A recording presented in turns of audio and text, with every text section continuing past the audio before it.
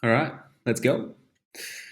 This is my little track breakdown of Listening Being. This one here was my first track that got playlisted, as you call it, on Spotify. Like, you obviously, before you upload a track to Spotify, they give you an option of like pitch it to them. And it was like within a few days of it releasing, they were like, yeah, you got in. The playlist was called New Dance Beats. And did alright. I think got like 10,000 streams, which for someone as myself is a lot. So, yeah, very happy about that. I'll give you a quick preview of the drop here. This is just the mastered version. Oops, not do that. Yeah. Accepting what is, listening, being.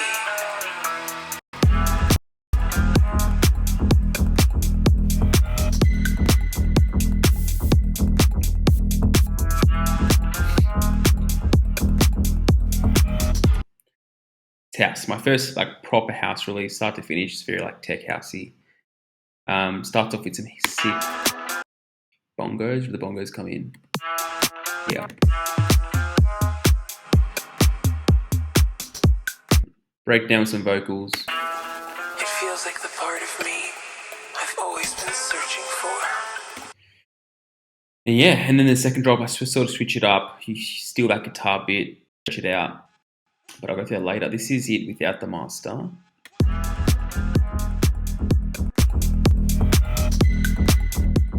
Little A/B comparison for you.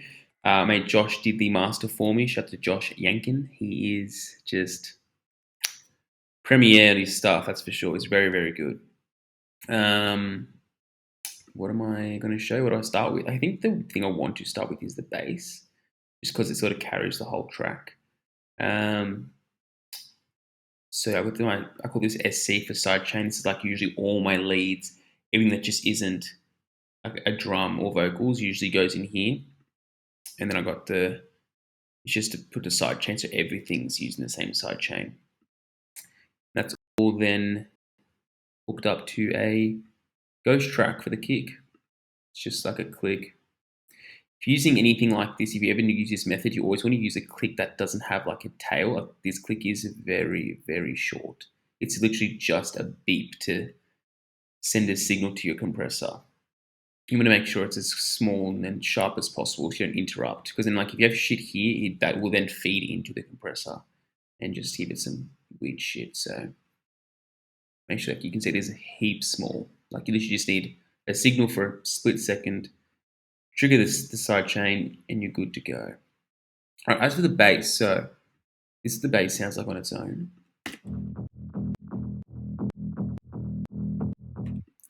And then I've doubled that with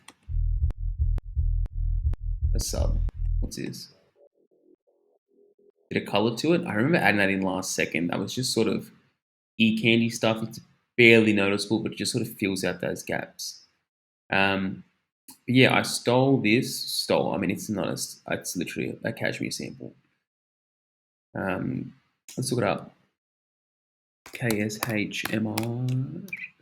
Is it bass block 10E? God, I'm a slow typer. That's it. So I've just gotten that. Cut it up, gave it my own sort of like rhythm. You can see like I've cut them and started them at different times. They're not always on the beat. So I've just done that a bunch of times. I would have made a loop. You can see some of them are different too. Like, so yeah, I just would have like stretched them out, make them more different. You can see here looks like that's the length of the loop. Oh, it's different. Oh, see, I've just like consistently made them different. Just keep using different parts. There would have been a point where it loops, I'm sure. Probably this big, yeah, right. Oh, even that's different. Wow, that's effort. Good on me. But yeah, just chopping and starting that. Let's see if I can recreate it now.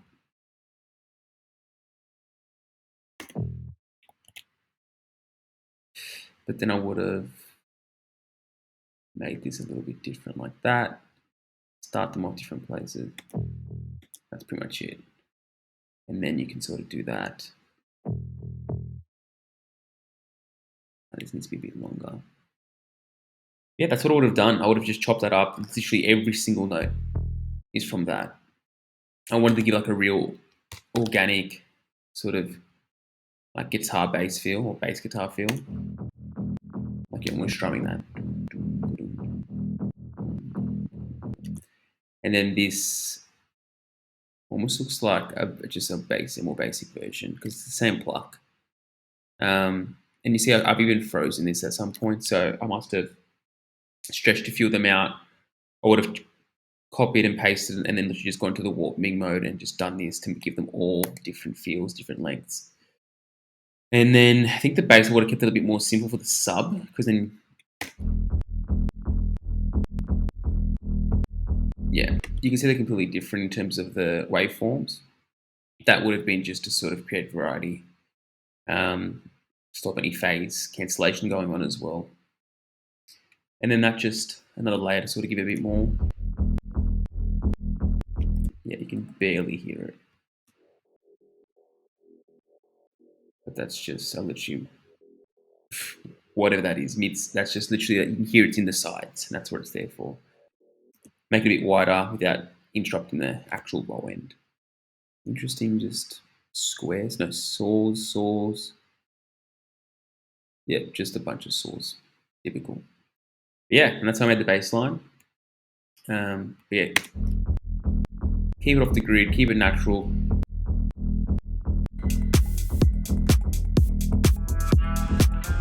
It's a very basic track, which is scary because I put a lot more effort into other songs, and they didn't get me anywhere. This one finished it real quick. Didn't do the master. I did the mix myself. Sent it to Josh to master, and then it was done. And then next thing you know, my biggest track now with like whatever checks like well over 20k plays on Spotify. For someone with like basically no following was great. It is great. Yeah, the one thing I noticed what I like about this track is like the fills. So if you turn off all this,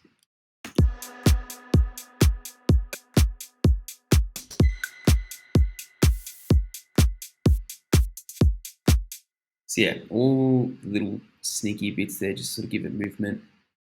Starts off with this click, shaker, wood, and then just some basic white noise. Just clearly create a loop here, put that through. There's even more when it comes down to the wood bit here. And you sort of want, it's almost like a call and response between a few of them. Like you've got,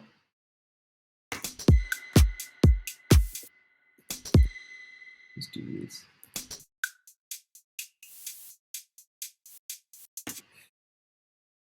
And then to bring it all together as well, I use just random bits of like a fridge sound. I recorded this so long ago. That's hilarious.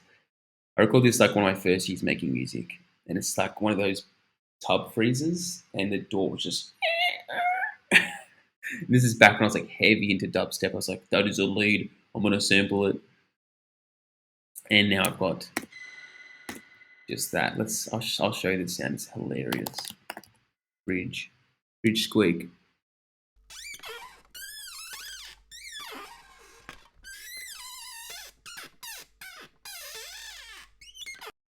That is so funny.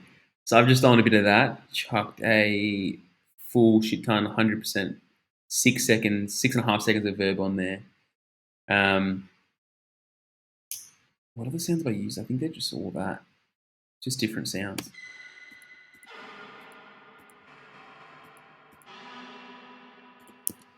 That's just like proper techno sounds there. Just fills in some gaps. I didn't even EQ it. How good. Just let it ring. That's wonderful. Yeah, that again. And then the percussionist as well. I want to show you the percussion in the second drop because I just prefer that a lot more. There you go.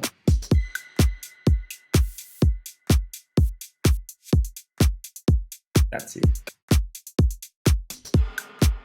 Alright, so to create variation in the second drop, this is what I did. So when it comes to the bass line, where is it?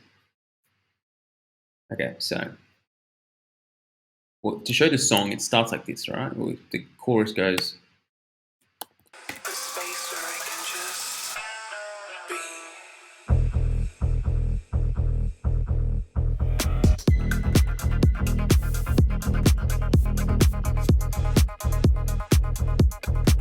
Okay, so I switch between the very stagnant, just doing, and then go into the normal from the first drop, and just alternate between those. Obviously, with everything else, I need to sort of match that. So then with the drums, with the hats specifically, you go from your normal swing, just more like,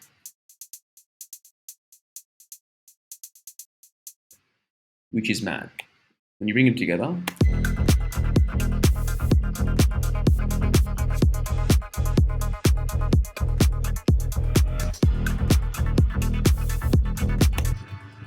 love it. Yeah, so with that, kept even just like the effects the same. Yeah, just on like that loop. Yeah, just doing simple stuff like that just creates variation, gives it a second life in the second drop.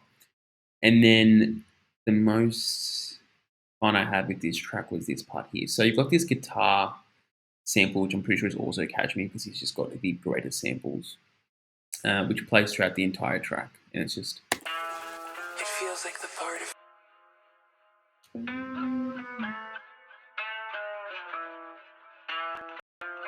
That plays throughout the entire track. But then what I did, found the original sample. It's obviously already in key, or I put it into the right key because I haven't even pitched it up, so that's fine.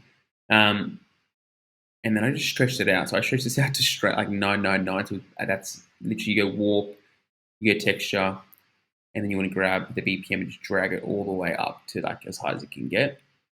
And then I messed with I would have messed around with the grain size specifically because it's on 96, which was obviously an artistic choice rather than being on 100. And because it's all in key, like all the notes and all the sounds stay in key, you put in texture and then you just get cool shit like this.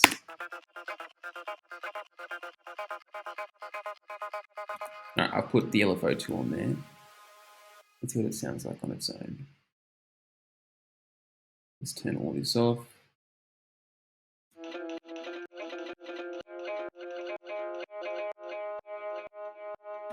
Nothing special, but the notes are there.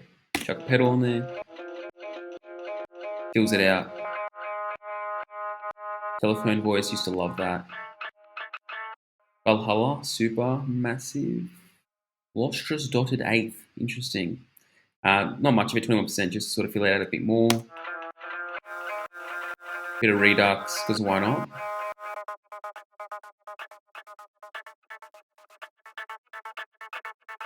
There you go. So without the LFO tool, I reckon like the redux wouldn't be in there, but it brings it out, adds that brightness to it. Not bad. Limiting just a lazy man's compression right there, just to make sure everything's level. Some grain delay. Oh, so that's adding that ear candy.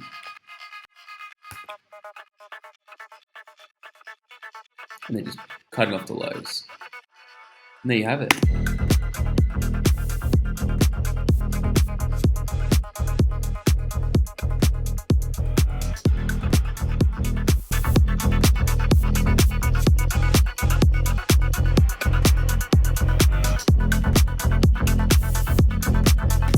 Very basic breakdown. Anything else I can show that's important? I mean, the vocals just soft splice. They're nothing unique, but they are very cool. It feels like the part of me I've always been searching for. The space between my body and my mind. The space where I can go deeper. In terms of building tension before the drop, the space where I can go deeper.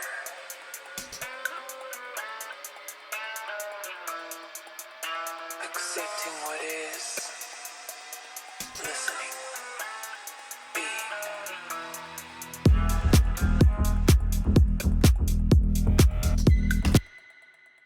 I like it. Simple, not overdone. You don't have that crazy build.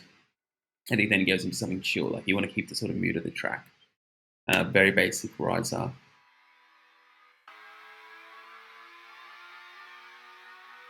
I've done something to do this. I reversed it, used to be guitar, smashed out of the limiter for some reason. I think that was more just to have volume control. As you can see here, I automate the volume. So I would have just smashed it so everything's level and then done all the automation and volume myself. Bit of minors, which is what chorus, I'm pretty sure. So just widen it out a little bit. OTT, because magic. It's supposed to be very subtle, but build a lot of tension. The space between my body and my mind. There you go. I've also automated the pitch as well. Always going up by a full octave, 12 semitones. So I use this whole sort of part here to bring it in because that's only half the bar. Then the full bar here I use to then do the rise as well. Give that timing in spot. Apart from that, it's very basic. You got these verbs, the same things. I've just chopped up these little squeaky bits, the fridge squeaks. That's where the fine frequency. Okay, so now I use a frequency shifter just to sort of pitch that up. Get that tension, release it from the auto filter, from the low pass, and then also raise the decay as well. And then pull that back down so that it didn't drop in the drop. Yeah. Very basic build. Accepting what is, listening, being. Then for the second drop, I wanted to build a bit more tension, so then I did a bit more of your typical build.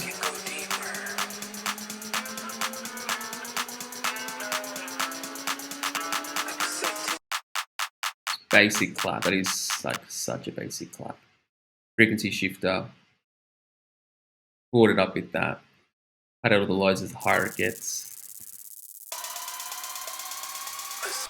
You can see even like the rises are a lot louder. Yeah, I've got a second riser in there.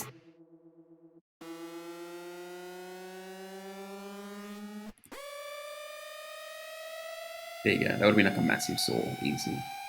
Saw, yeah, just a single oscillator. Very basic stuff. And then I just literally just control the pitch through one of the macro controls. Ooh. And then, yeah, just pitched it up by just locking that to the pitch control here. Redux, EQ, Zorbus. That's a massive difference. Gross. Yeah, so a few more rises, using all the drums and then build tension as well. Use a shaker. You know, go from same thing with the hats. Yeah, and then I would have gone.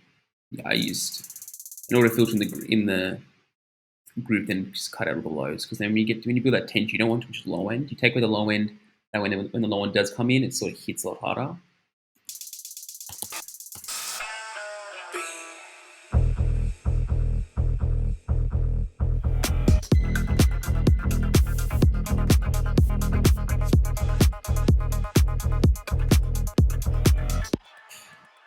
Ooh, laptop's dying. Yeah, last thing I wanted to show you guys was the where are they? The toms. Yes.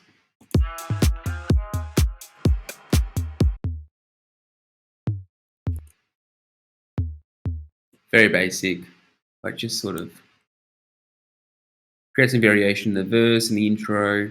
Look, I mean, these almost seem like they're like your stock standard Ableton samples, tom low, 808.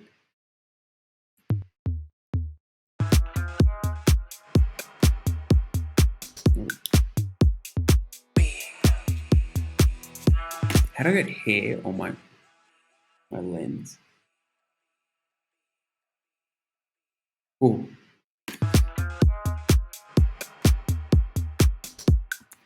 And then it's mastered. It's been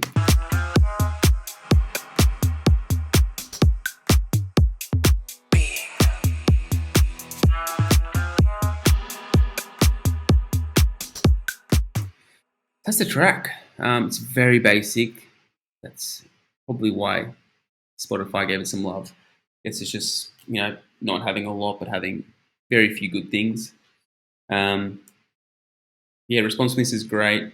It gets Shazammed as well around the world. I don't know if you guys release music and you get if it's on Apple Music, it also then will let you know. Like it'll give you weekly reports of how many streams you get on Apple Music. Apple Music, I get jack all streams, but I love seeing when it comes up with like random countries and cities that have Shazam my track. This is definitely my most Shazam song. I think it's gotten like 100 plus Shazams, which is insane that people are listening to this song live somewhere. They've been like, what is this? Unless it's something else. Like obviously that is the point of Shazam, but I feel like you can find songs through Shazam in other ways. So if anyone knows that, I'm curious to know. I just find it very hard to believe that 100 people have been like, "What's this song?" But that's just probably me not believing in myself enough. Anyway, thanks for listening. Um, leave any comments if you want me to do anything else. If it's something you want to go more into, more specifically sound design, mixing, mastering. If I miss something in the track that you're really interested in, I try to keep these so people who are starting out just want to see how songs look when they're done or should sound when they're done. Again, I didn't do the master for this track, but what you're hearing now is basically what I sent to Josh. He mastered it, so it was very clean. He did master it as well, not to zero. I don't think it hit zero. Yeah. So his masters click out that at negative 0.1. So, but it's still very loud. Well, loud, definitely loud enough. It's actually curious to see how loud it hits this track. Let's check.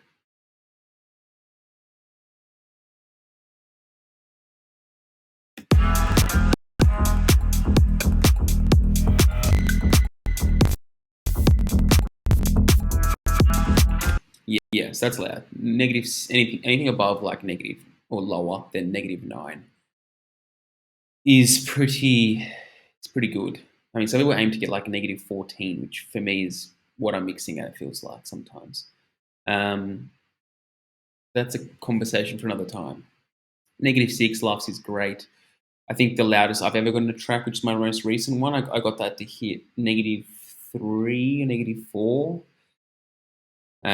But it's pretty ridiculous. It's like not necessary, but it's one of the things like if I can get it there without it distorting or without having any issues, and it's like sort of why not? Can't beat them, join them, sort of thing.